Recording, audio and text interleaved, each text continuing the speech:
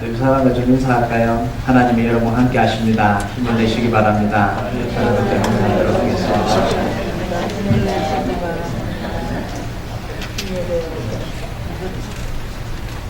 오늘 말씀은요, 모든 교회들이 들어야 될 핵심적인 메시지가 담겨져 있습니다.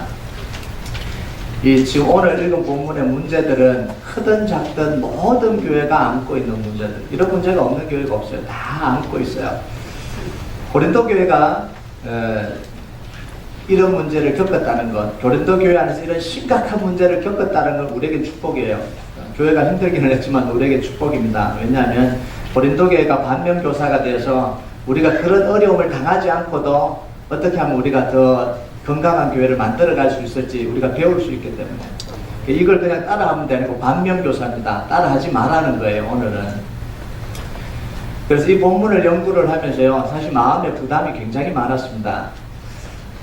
이 본문 말씀을 어떻게 잘 포장해서 설교를 할까, 서론 본론을 어떻게 잘 이렇게 꾸며서 우리 성도들의 이 마음에 잘 이렇게 넣어줄까, 이 고민을 했어요.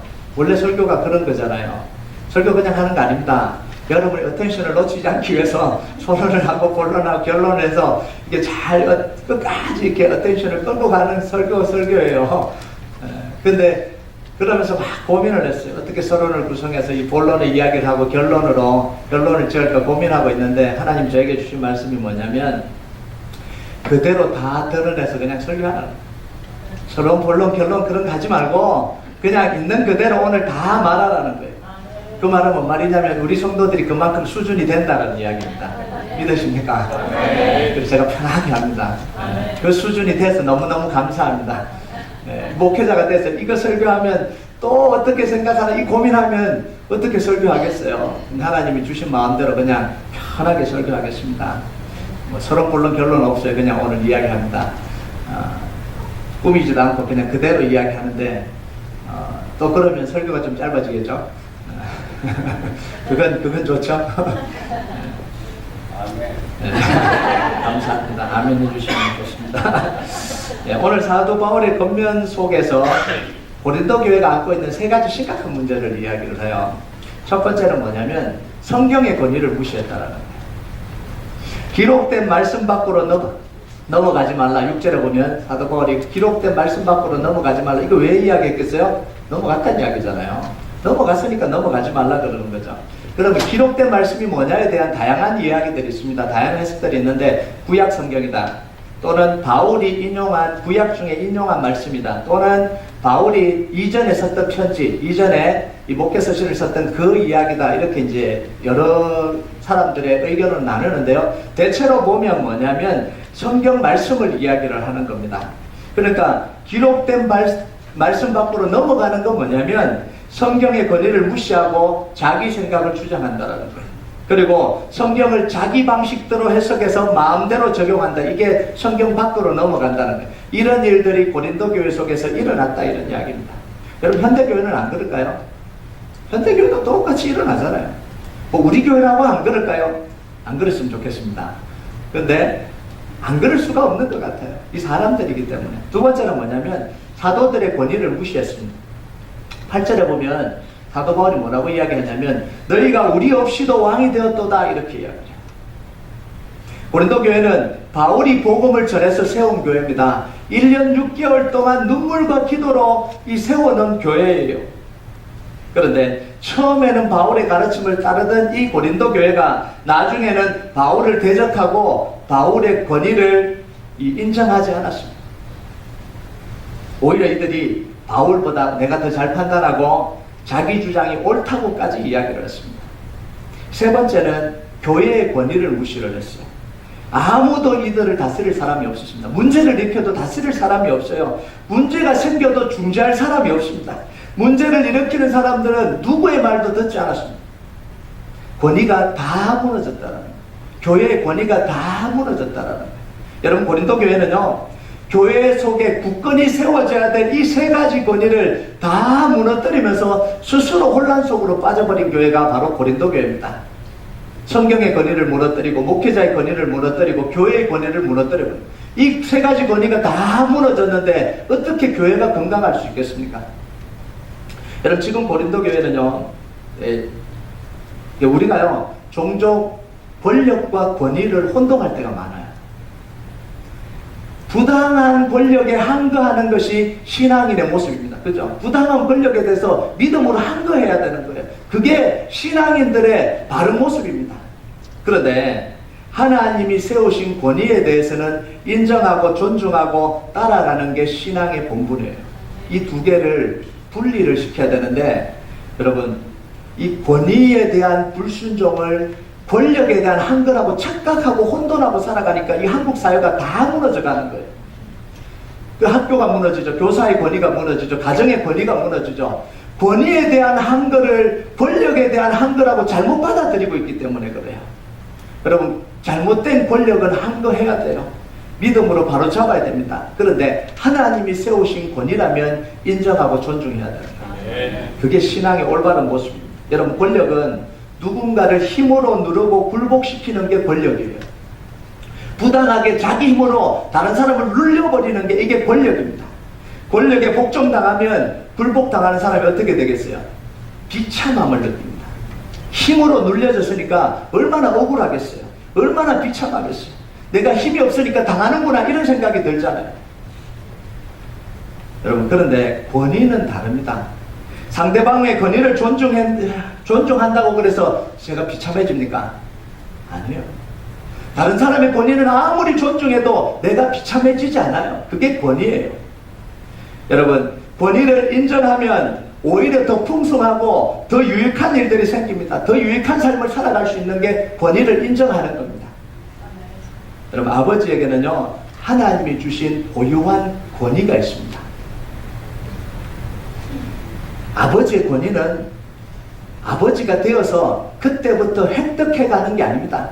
아버지로 열심히 살았으니까 하나님이 이제부터 너는 아버지의 권위가 있으니까 아버지다 이렇게 하는 게 아니에요. 아버지가 되는 순간 모든 아버지들에게는 아버지의 권위가 있습니다. 그게 능력 있는 아버지든 그게 능력 없는 아버지든 아버지가 되는 순간 고유하게 주어진 권위가 뭐냐면 아버지의 권위예요. 여러분, 아들이 아버지의 권위를 인정한다고 비참해질 이유가 있습니까?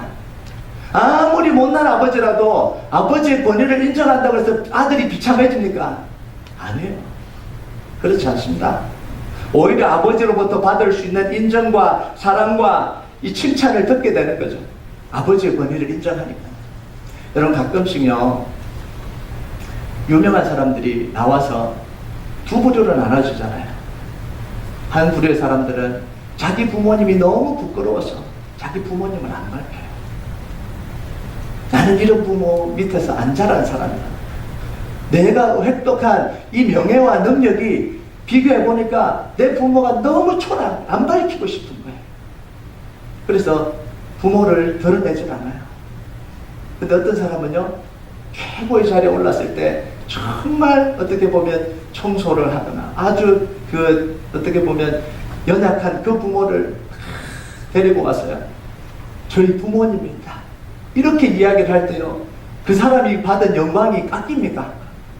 그 부모가 비참하다고 그가 받은 영광이 깎입니까? 아니잖아요. 더 큰 권위를 얻게 되잖아요. 이게 권위라는 거예요. 여러분, 성도가 목회자의 권위를 인정한다고 비참해지지 않습니다. 오히려 목회자로부터 영적인 유익과 영적 돌봄과 관계 유익을 얻게 되죠. 여러분, 목회자가 성도의 권위를 인정한다 그래서 제가 비참해집니까? 제가 여러분들의 권위를 높여준다 그래서 제가 낮아지고 제가 비참해집니까? 아니잖아요. 권력과 권위가 차이 나는 건 뭐냐면, 권력은 자기 스스로 세울 수 있는 게 권력입니다. 힘이 있으면 짓밟아 버릴 수 있는 게 이게 권력이에요. 그런데 권위는 자기 스스로 절대로 세울 수 없습니다. 권력은 다른 사람을 누르면서 얻을 수 있지만, 권위는 다른 사람을 권위를 깎아내리면 내 권위도 똑같이 실추되는 게 이게 권위예요. 여러분, 다른 사람 깎아내리면 내 권위도 무너지잖아요. 권위는요, 위임을 받는 거예요. 내가 획득하는 게 아니라 위임을 받는 겁니다. 하나님이 주셔야 얻을 수 있는 게 이게 권위예요. 여러분, 바울은 이걸 정확하게 알았습니다. 그래서 아볼로와의 관계에서 철저하게 이 권위의 관계를 지켜나갑니다. 여러분 6절을 한번 볼까요? 6절 같이 읽겠습니다. 시작. 형제들아, 내가 너희를 위하여 이 일에 나와 아볼로를 들어서 본을 보였으니 이는 너희로 하여금 기록된 말씀 밖으로 넘어가지 말라 한 것을 우리에게서 배워 서로 대적하여 교만한 마음을 가지지 말게 하려 합니다. 바울은 지금 고린도 교인들에게 뭐라고 이야기했냐면 아볼로와 자신의 관계를 통해서 본을 보였다는 거예요. 지금 고린도 교인들은 지금 뭐 하고 있는 거예요? 권위 싸움을 시키고 있는 거예요. 바울이 더 권위 있냐? 아볼로가 더 권위 있냐? 베드로가 더 권위 있냐? 이거 지금 현대교회 속에 얼마나 많이 일어나요. 그래서 나는 이쪽 편, 나는 저쪽 편, 이렇게 편가르게 하는 게 얼마나 많냐고요. 여러분, 바울의 입장에서는요, 아볼로가 서운하지 않겠어요? 자기가 목회했잖아요.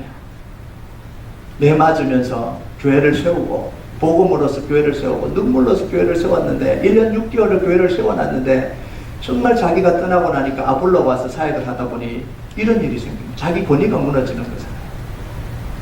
그런데 바울은요, 자기 권위를 세우려고 아볼로의 권위를 짓밟지 않았습니다. 무시하지 않았습니다.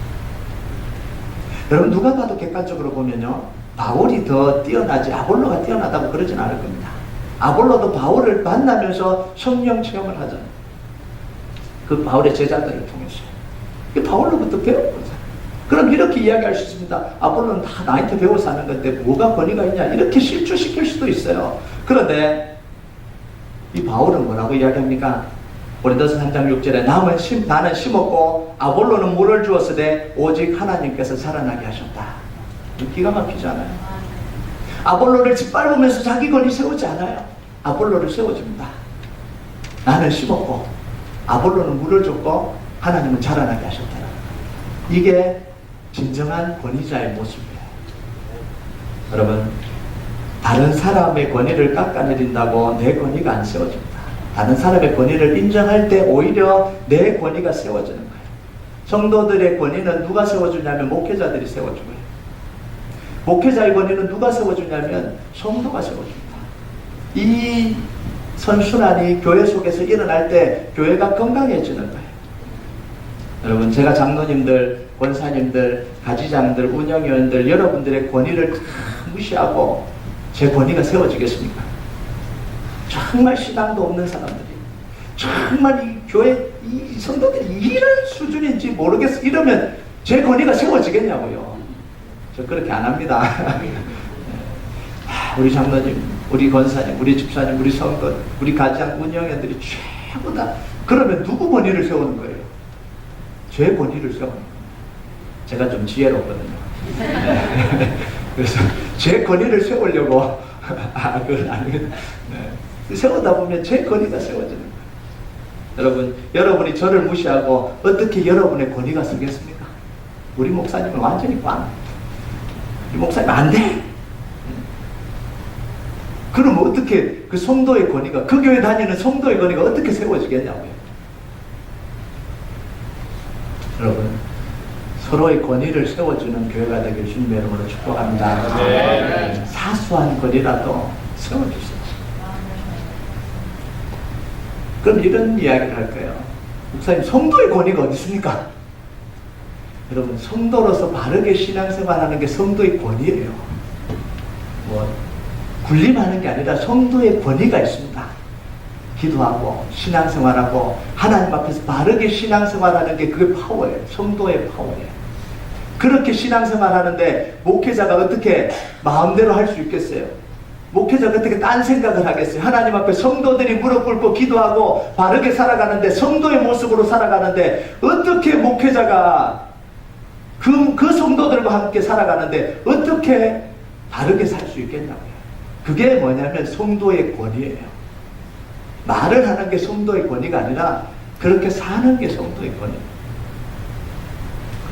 8절에 보면 사도 바울이 좀 부정적으로 말하긴 했지만요, 사도 바울의 진심이 담긴 말이 나옵니다. 너희가 이미 배부르며 이미 풍성하며 우리 없이도 왕이 되었도다. 우리가 너희와 함께 왕노릇하기 위하여 참으로 너희가 왕이 되기를 원하노라. 지금 이 말은 이 사도 바울을 무시하고 스스로 높아졌다 이런 이야기인데 그 마지막이 사도 바울의 진심입니다. 우리가 너희와 함께 왕노릇하기 위해서 참으로 너희가 왕이 되기를 원하노라. 아멘. 이게 모든 목회자들의 마음입니다. 모든 성도들이 목사님보다 더 나은 사람이 되기를 원하는 게 이게 목회자의 마음이에요. 목회자가 새벽 제단에 나와서 뭘 기도하겠습니까? 하나님, 저 성도는 마음에 안 드니까 쳐주세요. 저 사업은 망해야 되는 거예요. 저건 잘 안 되니까 좀 골탕 좀 먹게 해주세요. 이렇게 기도할까요? 하나님, 이 이 성도들을 축복하여 주셔서 정말 좋은 신앙 가지고 축복받고 하나님 나라 일하게 해주세요. 매일 기도하는 게 그거잖아요. 이게 목회자의 마음이에요. 모든 성도들이 사회에서 더 유능하고 더 존경받고 중요한 인물 되는 게 이게 목회자의 마음이에요. 성도들이 나보다 더 뛰어나면 안 되는데 이렇게 고민하는 목회자 하나도 없어요. 높아졌으면 좋겠어요. 여러분의 왕이 되는 게 이게 목회자의 마음이에요. 여러분이 다 왕이 되고 유명한 사람이 되고 존경받는 사람이 되면 저는 뭐죠? 저는 그런 분들을 목회하는 목회자입니다. 얼마나 신나요? 여러분, 권위를 인정해주면 이렇게 좋아요. 이렇게 좋은데 왜 교회 안에서 권위를 세워주지 못할까? 서로의 권위를 세워주면 이렇게 좋은데 왜 권위를 안 세워주냐는 거예요.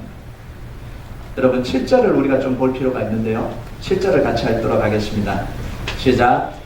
누가 너를 남달리 구별하였느냐? 내게 있는 것 중에 받지 아니한 것이 무엇이냐? 내가 받았은즉 어찌하여 받지 아니한 것 같이 자랑하느냐? 첫 번째는 고린도 교인들이 뭐 했다고요? 뭔가 받았다는 거예요. 이게 문제예요. 뭔가 받은 거예요. 뭔가 체험한 거예요. 고린도 교인들이 처음부터 교만한 게 아니었습니다. 사도 바울이 사역하면서 하나님의 은혜가 임하고 우리 같은 사람도 구원해 주시냐 그러면서 은혜의 감격 속에 살았습니다. 그런데 이게 바울이 목회할 때부터 시작됐는지 바울이 목회자로서 떠나고 난 뒤 시작됐는지 모르지만 성령의 은혜가 임하기 시작하면서 뭔가 체험하기 시작한 거예요. 뭔가 색다른 것을 은사를 받기 시작한 겁니다. 그러면서 교만하기 시작했어요. 방언도 하고 예언도 하면서 실제적으로 자신들이 체험하니까 마음이 교만해진 거예요. 여러분, 성령의 은사를 직접 받으니까 사도의 가르침까지 무시하기 시작했습니다. 내가 직접 하나님의 음성을 듣는데 왜 굳이 내가 사도의 가르침을 받아야 돼? 내가 기도하면 바로 하나님이 응답하시는데 내가 왜 굳이 사도들의 가르침을 받아야 되는 건가?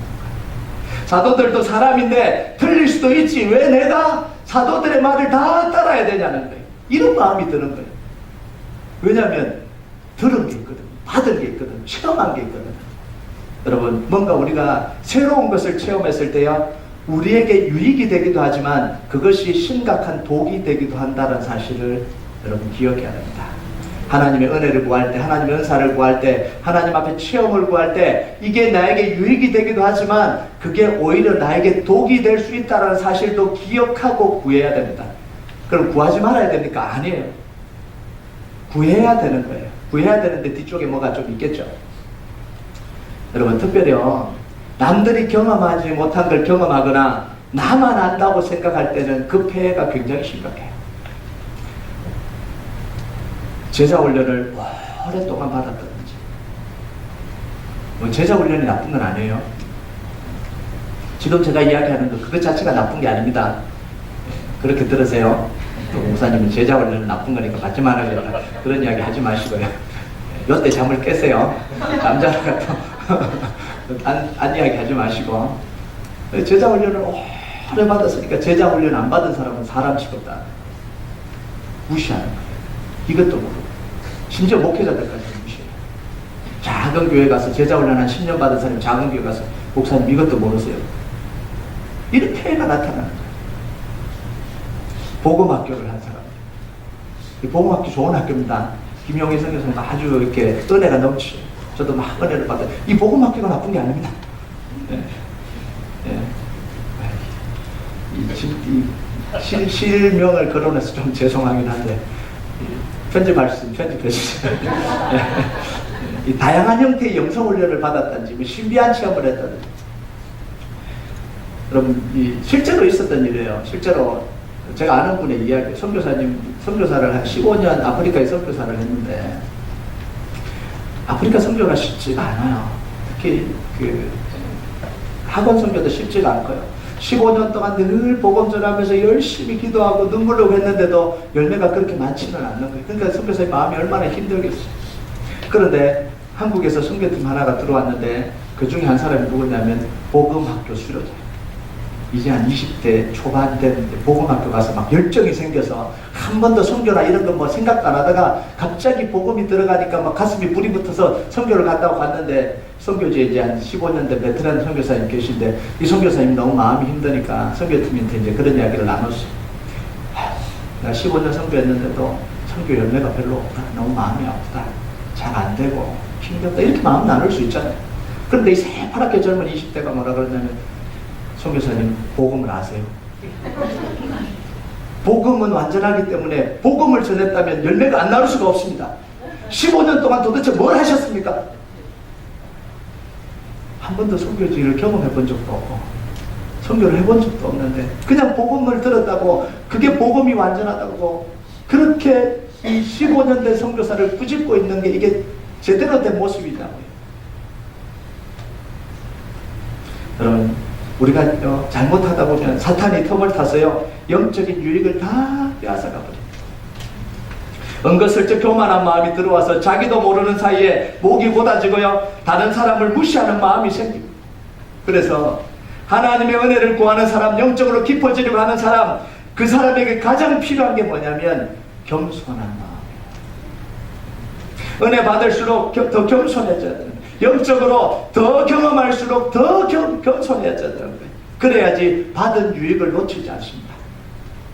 여러분, 민수기 12장에 보면 하나님의 음성을 들은 미리암과 아론의 실수가 나옵니다. 12장 2절을 보면, 민수기 12장 2절을 보면 같이 한번 읽어볼까요? 시작. 그들이 이르되 여호와께서 모세와만 말씀하셨느냐 우리와도 말씀하지 아니하셨느냐 하매 여호와께서 이 말을 들으셨더라. 이 말씀을 읽으면 전통적으로 목회자들이 많이 목회자에게 순종해야 된다 이걸 들어서 아론과 미디암의 반역 사건을 이야기를 하는데요. 저는 좀 색다르게 봅니다. 여기 보면 여호와께서 모세와만 말씀하셨느냐 우리와도 말씀하지 아니하셨느냐 이 말이 중요해요. 하나님이 미디암과 아론에게 말씀하신 건 너무 복된 사건 아니에요. 너무 은혜로운 사건이잖아요. 정말 큰 은혜를 받은 겁니다. 그런데 이들은 그 은혜를 지키지 못하고 오히려 더 화를 입게 되잖아요. 왜 그래요? 받은 은혜를 어디에 사용합니까? 권위를 무너뜨리는 곳에 사용하기 때문에 그래요. 평신도가 목회자를 공격해서가 아니라 받은 은혜를 권위를 무너뜨리는 곳에 사용했기 때문에 그런 거예요. 여러분, 하나님은 절대로 받은 은혜를 가지고 권위를 무너뜨리는 곳에 사용하라고 그러지 않습니다. 그건 하나님의 은혜가 아니에요. 두 번째요, 받은 것을 마치 자기의 능력인 양 자랑했다는 거예요. 내게 있는 것 중에 받지 않은 것이 무엇이냐? 내가 받았은 적 어찌 받지 않은 것처럼 자랑하느냐? 하나님의 은혜는 거저 주어지는 겁니다. 하나님의 은사와 성령의 능력은 나의 노력으로 주어지는 거라면 자랑할 수 있습니다. 그죠? 나는 10년 동안 기도했고 동굴에 가서 돈 닦았고 어디 가서 해서 이런 능력을 받았다 그러면 자랑할 수 있죠. 그런데 하나님의 은혜는, 하나님으로부터 모든 은혜는 다 거저 주시는 은혜입니다. 인격이 수양되고 신앙생활이 어느 정도 되고 다 검증받고 난 뒤에 하나님의 은사가 임합니다. 네, 이게 아멘 하라고 한 건 아닌데 네, 이렇게 하면 얼마나 좋겠어요. 얼마나 좋겠어요. 근데 하나님 은혜는 그게 아니라니까요. 하나님의 은사는 하나님이 주고 싶은 사람에 그냥 주시는 거예요. 다 인격이 수양되고 신앙생활을 어느 정도 하고 사람들에게 검증이 되고 그리고 은사를 받으면 얼마나 건강하겠냐고요. 그런데 인격도 안 되는 것 같고 뭐도 없는 것 같은데 그냥 은사가 내려와 버려요. 저도 이게 왜 그런지 모르겠어요. 하나님 그렇게 하시는 거예요. 고린도 교회가 그런 교회 아니에요. 그래서 은사를 가지고 있다고 해서 그 사람 따라가면 큰일 납니다. 인격과 신앙이 형성된 게 아니에요. 아직 됐을 수도 있지만 은사와 기적을 행하면 그 사람이 신앙이 좋은 거라고 생각합니다. 영적으로 뛰어난 사람이 생각합니다. 절대 그러면 안 됩니다. 속아요. 그래서 다 당하게 되는 거예요. 여러분, 은사는 하나님이 거저 주시는 선물이에요. 거저 받은 거예요. 여러분, 하나님의 어떤 은사도요, 자기의 능력과 자기 자랑을 하고 자기를 증명하라고 주신 은사는 단 하나도 없어요. 하나님 은사 중에.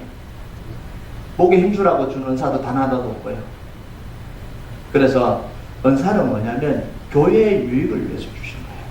교회의 유익을 100% 교회의 유익을 위해서 주신 게 은사입니다.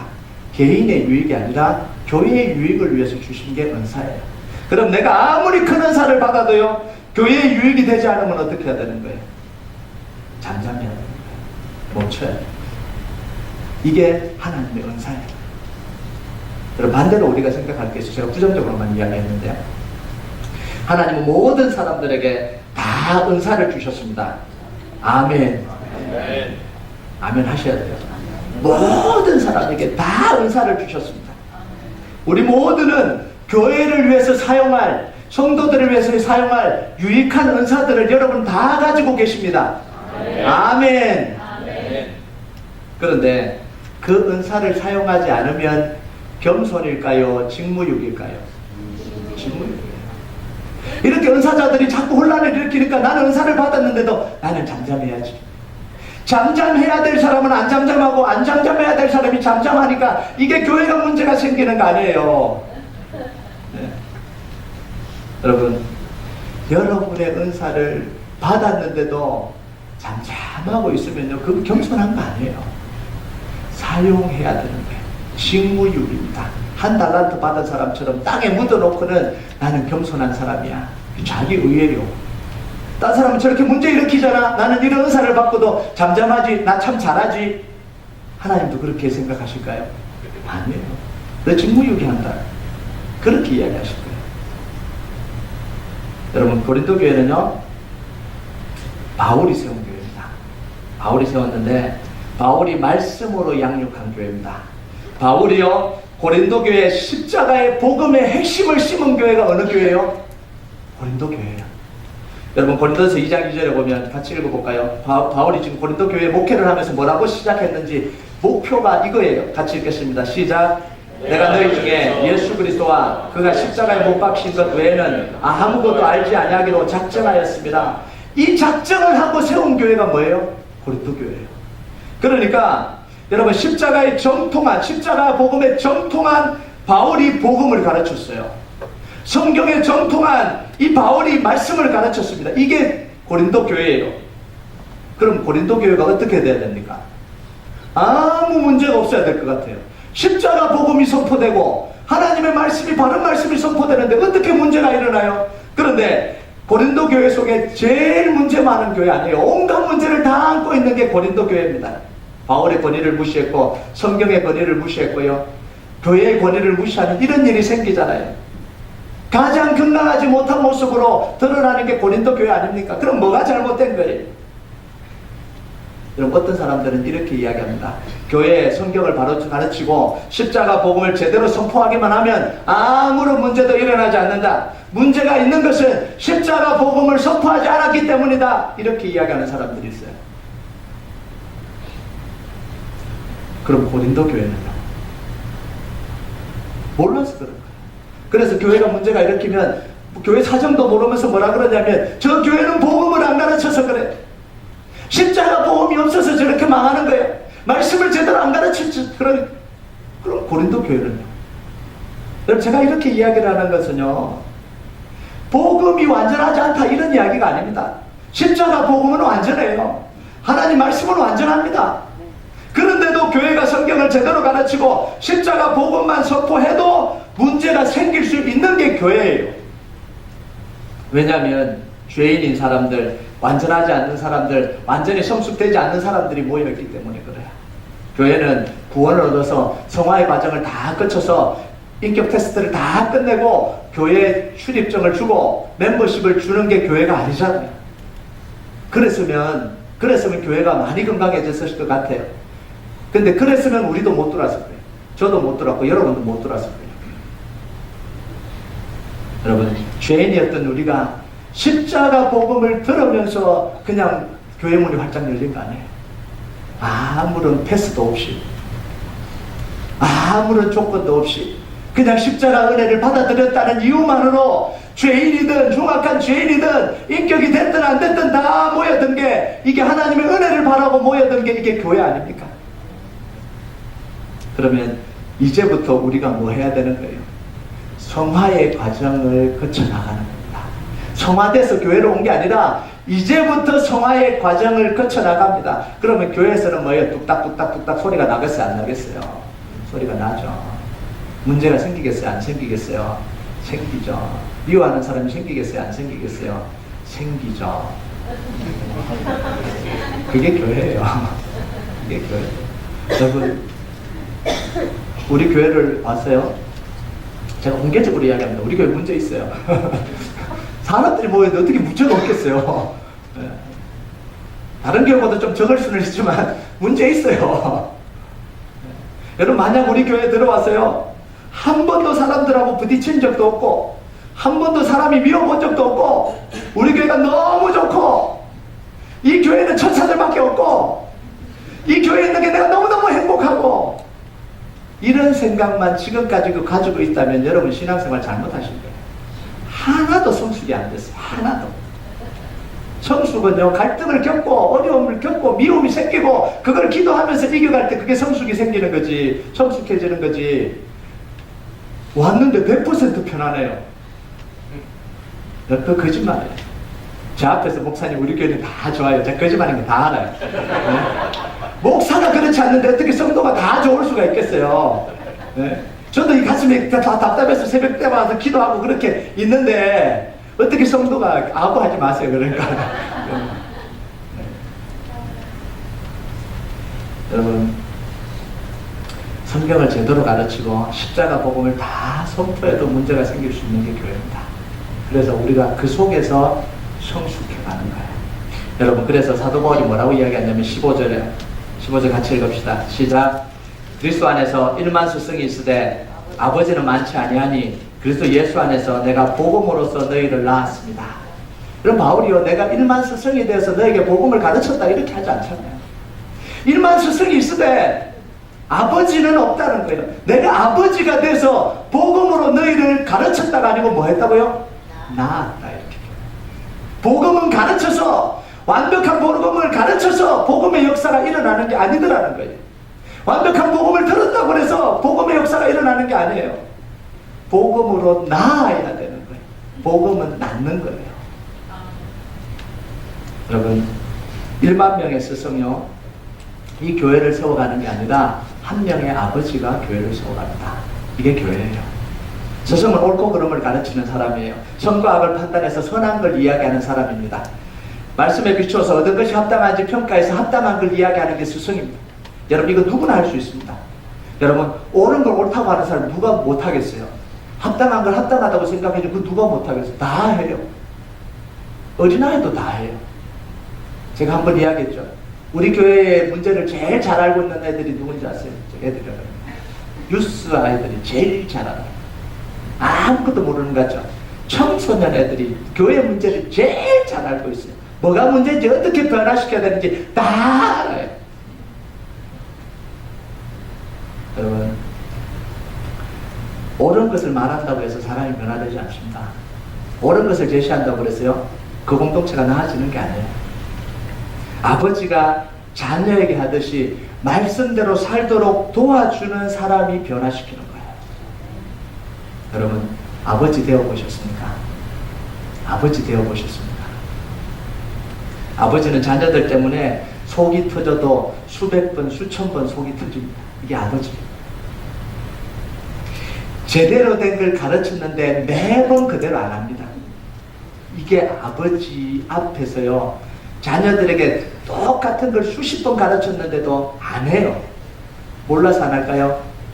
하기 싫은 거예요. 제 눈앞에서 딴짓 한다니까요. 제 눈앞에서. 뻔히 알면서요. 그 속 터집니까? 안 터집니까? 이 속 터지는 게 아버지예요. 그럼 이렇게 이야기하면요, 우리 어머니들이 또 들고 일어납니다. 어머니 속은 얼마나 터진지 아냐고. 예, 그러니까 아버지가 다 어머니예요. 뭐, 엄마, 아버지 따질 필요가 없어요. 여러분, 그런데도 자녀들이 올바른 길로 갈 수 있도록 계속해서 지켜봐야 되는 게 그게 뭐예요? 아버지 아니에요. 내가 바꾸려고 해도 안 되잖아요. 어떤 사람은 목사님 저 아버지인데 너무 해피합니다. 10중 8구 한 3살 4살 된 아버지예요. 애들 아버지예요. 뉴스 들어가 보세요. 대학생 돼 보세요. 어느 데서 한번 괴롭히는 거 한번 당해 보세요. 너무 행복하다 이런 이야기가 나오나. 내가 바꾸려도 안 바꾸잖아요. 이게 아버지가 답답한 게 교회에 가서 전도사님이 이야기하면 말을 듣는데 집에 와서 자기가 이야기하면 말을 안 들어요. 이게 아버지의 답답한 심정 아니에요. 그러니까 참아요. 그러니까 기다려요. 그러니까 어떻게 합니까? 기도하는 거예요. 왜 기도하겠어요? 자기 말 안 들으니까 기도하는 거지. 목사가 왜 기도하겠어요? 성도들이 말 안 들으니까 기도하는 거지. 심각하게 들으시면 안 됩니다. 그런 이야기인데. 여러분, 교회는 제대로 된 말씀을 가르치고 십자가 복음을 선포했다고 해서 그거 자체로 세워지는 게 아닙니다. 그 다음이 더 중요합니다. 참아야죠. 기다려야죠. 기도해야 됩니다. 교회 정답을 이야기하는 스승이 필요한 게 아니라 이미 많아요. 정답 이야기하는 사람 무수히 많잖아요. 교회 안에. 목사님 그런 건 아닌 것 같아요. 목사님 이런 거 용납하면 안 돼요. 목사님 교회가 이러면 안 되잖아요. 스승이 너무 많아. 이미 가득 찬 게 이게 교회 안에 스승이 가득 찼어요. 아버지가 필요한 거예요. 아버지가. 여러분 진짜 신앙생활 하려면요 우리가 아버지가 되어야 됩니다. 교회에서 아버지 마음을 느껴야 됩니다. 아버지 마음을 느끼면서 신앙생활 해야 돼요. 여러분 아버지의 마음을 느끼려면 어떻게 해야 돼요? 아버지의 자리로 가야 아버지 마음을 느낄 수 있어요. 여러분 총각이 아버지 마음 느낄 수 있어요? 절대 못 느낍니다. 총각이 책 읽으면서 아버지의 마음이 이런 구나 감동이 된다. 눈물이 난다. 내가 아버지를 이렇게 살아야겠다. 그거 아버지 마음 모르는 거예요. 진짜 말 안 듣는 이 아들을 데리고 속이 썩어봐야 그때 아버지의 마음을 느끼는 거예요. 한편의 영화를 보고 막 눈물을 흘리면서 아버지가 이런 거구나. 웃기지 마라 그러세요. 그게 뭐 아버지의 마음을 느끼는 거. 아버지 마음, 책에 기록된 아버지 마음과 진짜 아버지 마음은 틀려요. 여러분, 자기가 그 자리에 가지 않으면요, 절대로 느낄 수 없는 게 그게 아버지 마음이에요. 여러분, 목회자의 자리에 있고요, 가지장의 자리에 있고요, 임원의 자리에 있고요, 교사의 자리에 있고요, 누군가 돌보고 이끄는 자리에 있어야, 그 자리에 있어야 비로소 아버지의 마음을 느낄 수 있어요. 여러분 모두가 아버지의 마음을 느끼는 자리로 가시길 주님의 이름으로 축복합니다. 저는 진짜 권면합니다. 신앙생활 그냥 하지 마시고요. 여러분이 정말 아버지의 마음을 느낄 수 있는 자리로 가서 신앙생활 하세요. 교사로 봉사하시고 남을 섬기는 정말 다른 사람 때문에 애타고 정말 그 사람을 위해서 기도가 되고 다른 사람 행동하는 그걸 보면서 내가 가슴이 타오르고 이 자리에 있어야 진짜 신앙생활이에요. 진짜 신앙생활. 그래야 아버지의 마음을 느끼고요. 우리 기도가 달라지고요. 하나님을 경험하는 게 달라집니다. 여러분 아버지는 아들이 눈앞에서요. 그렇게 100번 가르쳐 준 걸 또 못해도 속이 불통이 터지지만 또 가르쳐 줍니다. 기다리고 또 가르쳐 줘요. 여러분 오늘 여러분이 이 권위를 세워주라는 말씀을 듣고 예배실 밖으로 나가서 권위를 안 세워줄 거예요 아마. 그래서 이미 지금 속에서 이게 분노가 올라왔는데 이 얼굴 보면 권위가 세워집니까? 안 하는 거 뻔히 알면서도 제가 그 이야기를 하는 이유가 뭐겠어요? 지금 당장 권위를 안 세워줘도 변화되겠지.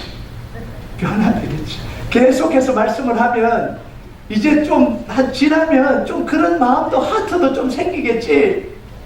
속에서 불이 나지만 그러면서 기도하면서 말씀을 또 전해. 저 권위를 세워주라고 나중에 되면 또 전할 거예요. 안 하는 거 뻔히 알면서. 근데 저는 믿어요. 끝까지 안 하지는 않을 겁니다. 주님 오실 때까지 안 하지는 않을 거라고 저는 생각하기 때문에 그렇게 여러분 16절에 보면요 사도 바울은 이렇게 합니다. 진지하게 이야기를 해요. 너희가 나를 본받는 자가 되라 이렇게 이야기합니다. 나를 본받는 자가 되라. 지금 아버지로서 살아가는 바울이 나를 본받는 자가 되라. 그리고 사도행전 26장 29절에는 내가 결박된 것 외에는 모든 사람이 나와 같이 되기를 원한다 이렇게 이야기합니다.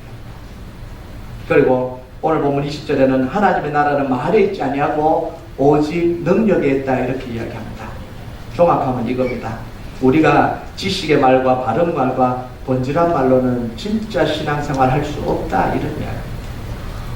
여러분 하나님의 나라는 말에 있지 않고 능력에 있다는 건 뭐예요? 아버지 자리로 가서 기도하고 하나님 앞에 불고 엎드리고 그렇게 해야 비로소 하나님의 능력을 경험할 수 있다 이걸.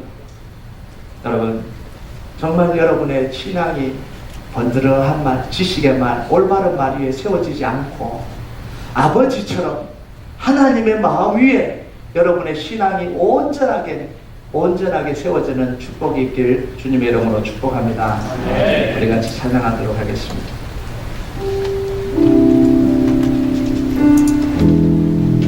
아버지 당신의 마음이 있는 곳에 나의 마음이 있기를 원해요.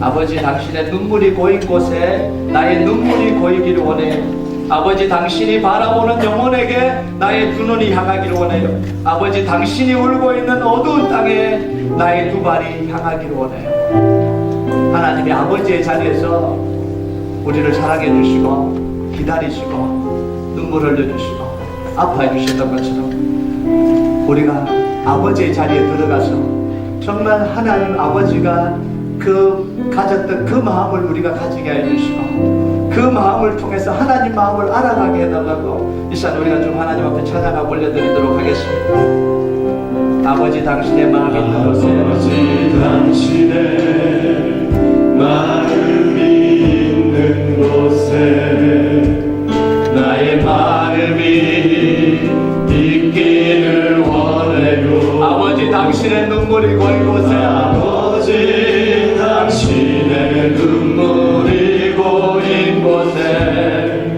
나의 눈물이 고이길 원해요. 아버지 당신이 바라보는 영혼에게 아버지 당신이 바라보는 영혼에 나의 두 눈이 향하길 원해요. 나의 두 눈이 향하길 원해요. 아버지 당신이 울고 있는 어두운 땅에 아버지 당신이 울고 있는 어두운 나의 두 발이 향하길 두 원합니다. 발이 향하길 원해요.